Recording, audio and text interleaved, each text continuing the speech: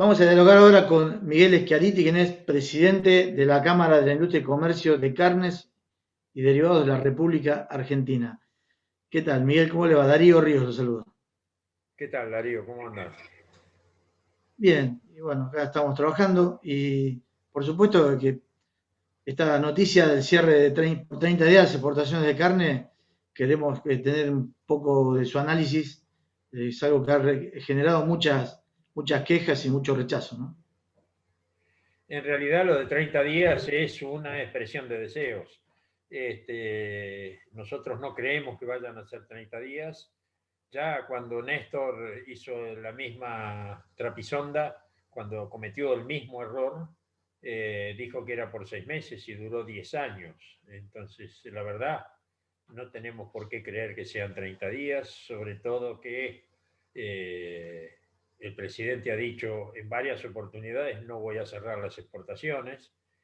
Se lo dijo a la mesa de enlace antes de asumir la presidencia y después de asumir la presidencia, y está, ¿cómo se llama?, cerrando las exportaciones. Es decir, y dijo que no iba a subir las retenciones y terminó subiendo las retenciones. Entonces, es un presidente al cual se le puede creer poco, o, no, o uno tiene que tener la reserva de que nos está diciendo cosas que después no son ciertas.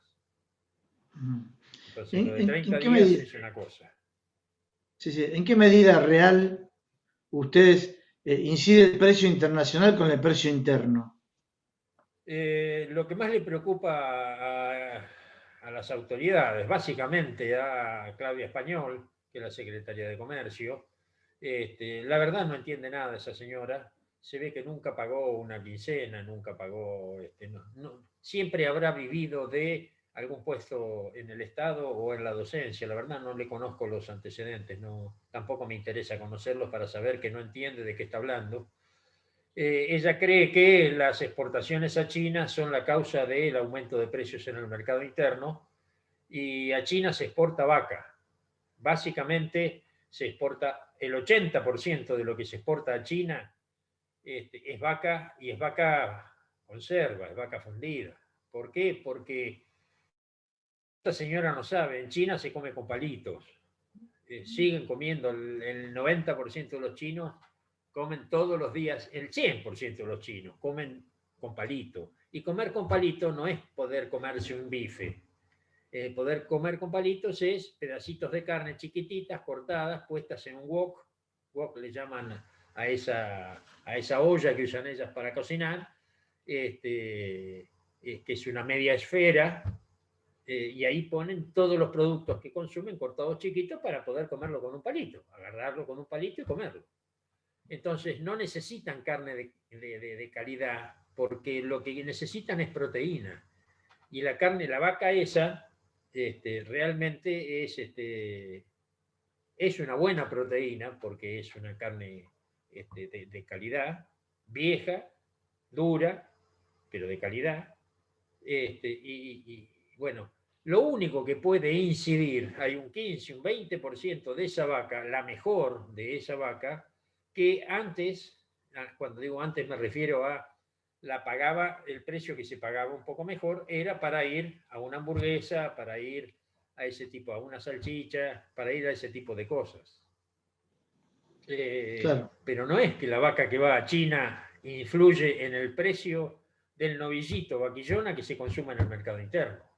La verdad, Claro. no es así. Y cerraron todas las exportaciones, menos las que no pueden cerrar, porque tendríamos problemas realmente con la OCDE, que es un organismo internacional al cual accedimos hace pocos años. Y entonces cerrar lo que son preferencias arancelarias les impide poder cerrarlas, y entonces quedó abierto la exportación de la cuota Hilton, quedó abierta la exportación de la cuota 481, quedó abierto Estados Unidos, quedó abierto la cuota que tenemos con Colombia, que realmente no se cumple. En realidad lo único que está cerrado es China, y ellos creen que cerrando China van a bajar el precio del consumo interno. Algo de carne que le vendemos a Brasil y un poquito de carne que le vendemos a Chile, que es lo único que podría llegar a competir con el mercado interno, porque es un novillito vaquillona, en realidad es un poco más novillo, es un poco más pesado que el que consumimos acá, pero digamos es lo único que podría llegar a competir con el mercado interno nuestro. La verdad es una locura lo que están haciendo, ya generan, el primer resultado que fue que en el mercado de Liniers aumentó el 8% de la hacienda el día miércoles. Esto es lo primero que ocurrió. Y lo segundo que ocurrió es que ya hay frigoríficos, como el de Rafaela, que acaba de licenciar a su personal hasta el fin de mes. Y hay otros frigoríficos que ya están pensando en reducir horas de trabajo, horas extras y demás hierbas.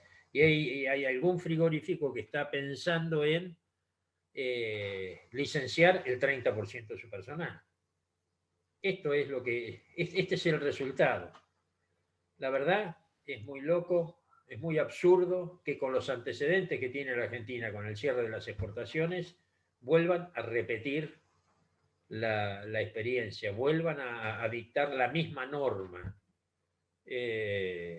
Están muy desesperados porque creen que van a perder las elecciones, y ojalá ocurra, pero entonces lo que quieren es carne barata hasta las elecciones, después no les importa. Miguel, ¿cómo está? Lo único que... Sí, dale, perdóname, Gabriel. No, le quería consultar cuando el gobierno, o cuando se dice que la carne aumentó 60% este último tiempo, ¿eso a qué se debe? Eso se debe a los errores que comete el gobierno. Se debe a la inflación en general. La inflación es producto de que el circulante, la cantidad de dinero que hay dando vueltas en el mercado, es 110% más que el año pasado. Elevaron en un año y moneditas el 110% del circulante. Y para ponerlo en términos de qué pasa con el mercado ganadero, una ternero, la recría, el destete que se compraba el año pasado en 100, 105 pesos, hoy vale entre 200 y 220 pesos por un lado. Y por otro lado, la sequía hizo que el precio de la soja, el maíz y demás cereales pasara de, y vamos a hablar del maíz, que es el alimento principal del ganado, que costaba 8 pesos, hoy cueste 22. Y entonces, ¿qué termina ocurriendo? Que lo que se engordaba a corral dejó de poder producirse. ¿Cuándo dejó de poder producirse? Más o menos en septiembre, octubre. Ya en ese momento fueron los últimos animales que salieron del corral, porque ya en julio, agosto, las cuentas eran negativas para el engorde a corral. Y entonces el productor que vendía una jaula de gordo, el filotero que vendía una jaula de gordo, iba y compraba y pagaba lo que no valía el ternero para no quedarse con los pesos en el bolsillo, para no quedarse con los pesos en el banco, y entonces se fue aumentando el precio del ternero a valores realmente interesantes para el criador, pero sin ninguna duda, esto fue porque empezaba a perder plata con el engorde a corral. Hoy, con los valores de hoy, se pierden 2.500 pesos por cabeza si uno compra un animal y lo engorda a corral. Entonces, ¿qué hizo? Agarró esos animales y los puso a hacer una recría a pasto. La recría a pasto es una recría muy barata, es decir, uno le agrega kilos muy baratos a un animal, pero muy lento. Y entonces, lo que antes demoraba entre 90 y 120 días para sacar un animal terminado, hoy está 8 meses en el campo, 7, 8 meses en el campo, y después hay que darle unos 60, 70 días de maíz, de corral, para redondearlo al animal, para ponerle la grasa blanca y todo lo que nos acostumbramos a comer en los últimos años. Entonces, esto pasó a partir de noviembre, diciembre, empezó a faltar hacienda de consumo. Empezó a faltar fuertemente la hacienda de consumo, por eso el aumento tan brusco de fin de año. Noviembre, diciembre, enero, el aumento fue muy brusco. Y esto es lo que disparó, pero esto es producto exclusivamente del mal manejo de la macroeconomía que está haciendo este gobierno. Tenemos hoy una caída en la oferta de consumo que va a mantener estos precios por lo menos por 60 días más hasta que empiece a aparecer ese ternero que allá en agosto-septiembre, en lugar de ir al corral, fue a una recría a pasto. Esto es lo que está pasando. Entonces, 60, 90 días más vamos a tener esta caída de oferta, pero con otra mala suerte para este gobierno, para todos los argentinos en realidad, que tuvimos el año pasado una seca muy fuerte que hizo que este año tengamos 600.000 terneros menos. Y además venimos de un 2019 con una faena de hembras muy elevada, producto no de este gobierno, no tiene la culpa este gobierno, es la culpa de la falta de financiamiento que hubo en el último tramo del gobierno de Macri, donde pasar por un banco, el productor no quería pasar por un banco porque tenía miedo que le sacaran las vacas que tenía en el campo. Y entonces lo que hizo fue, en lugar de financiarse en un banco, vender la vaca para poder financiar todos. Aquel que camina el campo sabe que todo productor agropecuario, es decir, aquel que hace cereal en general, aquel que tiene un campo, en el bajo, ¿qué tiene? La vaca. Y entonces es la cajita de ahorro de los productores. Es una caja de ahorro que la tiene para cuando tiene que cambiar la cosechadora, tiene que cambiar el tractor. Es decir, la tiene para eso. Y como no había manera de financiarse financieramente, lo que hizo fue vender las vacas. Y en el 2019 llegaban a las fábricas vacas servidas, preñadas, en cantidad muy importante. Y la faena de vacas de ese momento era de 47-48%. Entonces, esos terneros que no nacieron porque el productor se vio obligado a vender la vaca para financiar su próxima cosecha o sus gastos corrientes, está faltando hoy. Y además tuvimos la mala suerte el año pasado, la sequía de otoño y de primavera, que hicieron que la vaca estaba mal comida y entonces los porcentajes de preñez, y hoy tenemos 600.000 terneros menos, 600.000 terneros que no nacieron. Esto es lo que está ocurriendo. Entonces, este no es un problema circunstancial, ni de especulación, como me ha dicho alguno alguna vez. No hay nada.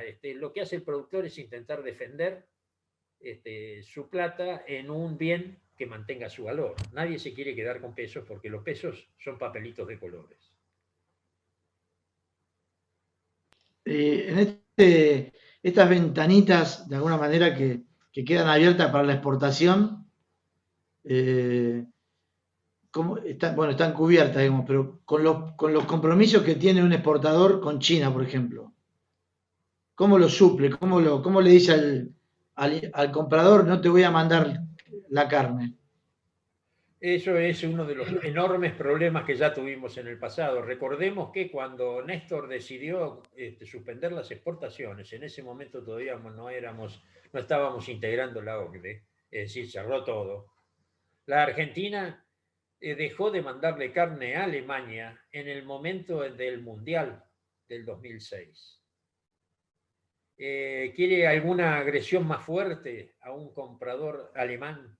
De decirle que estaba esperando el Mundial, porque en el Mundial se llenó Alemania de turismo y estaban esperando la llegada del Mundial para aumentar sus ventas. Es decir, había todo el turismo europeo que iba a Alemania y se iba a querer ir a comer un bife argentino. Nuestra carne en Alemania se vende básicamente en restaurantes, muy poca se vende en supermercados, pero la mayoría se vende en restaurantes. Y les dijimos, no hay más carne. No sabe el trabajo que nos dio empezar a recuperar la credibilidad hasta ahí. Yo digo, la credibilidad es como la virginidad, se pierde una sola vez. Después siempre no se puede recomponer. Ya está. Uno puede seguir tratando, puede ponerse de novio y puede seguir, pero siempre queda la duda. Esto es lo que nos ha pasado en el comercio internacional. Realmente es muy grave lo que están haciendo en este momento. Y no hay cómo decirle a un comprador, porque además a China se vende con un anticipo del 30%. Si yo hago un contrato con China, el chino me manda 30% del valor del contrato. Y cuando termino de procesarle el producto, le digo, está listo, lo embarco, y hasta que no me paga el otro 70% no le mando la documentación de embarque. Es decir, él no es el dueño de la mercadería hasta que no la paga. Pero ya me dio el 30%. Ya hay un principio de ejecución de contrato. Esto genera terribles problemas para todas las empresas exportadoras. Y además, estamos hablando de China y es uno. El que no está definido todavía es Israel. A Israel le vendemos el cuarto delantero de los animales que van a la Unión Europea. Es decir, es un negocio más complejo, porque es un negocio donde hay que salar, donde hay que pagar los rabinos, que los rabinos que vienen a trabajar a la Argentina, eso tiene un costo elevado, y todavía no está definido si vamos a poder embarcarle a Israel o no. Y estamos vendiendo un pecho de novillo, de un muy buen novillo, sin ninguna duda, pero a $7.000 la tonelada. Es decir, es un buen negocio para la Argentina. Y con eso se subsidia los acuerdos de precio que hizo el consorcio exportador con el gobierno, porque queda el asado nada más acá, y entonces eso puede subsidiar los cortes de la barata, pero de otra manera no se pueden hacer. Y a un cálculo así, si no entendí mal, 220 pesos el kilo cobra el productor, ¿no? Exacto. Y a un cálculo así rápido, ¿cuánto gana de Sí. esos 220 pesos? El criador. Claro, porque invirtió, tiene que pagar impuestos, ¿no? Sí, claro. La verdad es una cuenta que no he hecho todavía, pero creo que es un buen precio para la cría, 220 pesos, siempre y cuando los 220 pesos sean 220 pesos, porque cada día es un poco menos. Claro. Hay que ver a fin de año cuánto es. La verdad, si el gobierno quiere bajar los precios, tiene que sacarle los impuestos a la carne, que son el 30%. Es decir, de cada 100 pesos que gastamos, 30 son para el Estado. Ellos no quieren poner nada. La verdad, no quieren hacer ningún aporte a la solución del problema. No quieren dejar de emitir, no quieren achicar el déficit fiscal, que son las cosas que generan esto, que generan la inflación. Sí, quizá lo que decía el gobernador de Santa Fe, ¿no? Perotti, habría que estimular la producción, no cerrar la exportación. Queda claro que cada vez que se cerraron las veces que se cerraron las exportaciones, cuando se cierran las exportaciones, el precio de la carne aumenta. Aumenta en el precio en el mercado interno, porque como produzco menos y tengo que mantener la misma estructura, tengo que aumentar los precios para poder bancar los gastos de estructura. En cambio, si exporto más, tengo más carne que me conviene vender en el mercado interno y no en el externo, porque por ese producto no tengo mejor remuneración en el mercado interno que en el mercado externo. Esto es una cuenta tan sencilla como esa. Hay excedentes, digamos, cosas que para exportarlas tendría que venderlas muy barato y me conviene venderlas en el mercado interno. Ni siquiera es porque somos buena gente, es porque el negocio está constituido de esta manera. Queda un montón de cortes en el mercado interno, como el pelleto, por ejemplo, que en Europa no les llama la atención, como una cuadrada o una que tampoco se pagan bien en el exterior. Y entonces es más negocio venderlo en el mercado interno que venderlo. Y entonces los precios se acomodan. Claro. Miguel, ¿y usted cree que estas medidas son por falta de conocimiento o es algo más hasta ideológico en cierta forma? Yo creo que este gobierno lo que no encuentra son soluciones, pero lo que sí encuentra rápidamente son responsables. Y entonces convirtió al sector agropecuario en el responsable, en el culpable de el hambre de la gente, como que el sector productor el productor agropecuario es un miserable que no le importa que haya pobres y que no le importa que los pobres no puedan comer, y la culpa está buscando algún chivo expiatorio, en este caso el campo, que es el responsable de la ineptitud que tienen ellos como gobernantes. Estamos atravesando una medida de fuerza que han quedado los corrales de Liniers vacíos por unos días.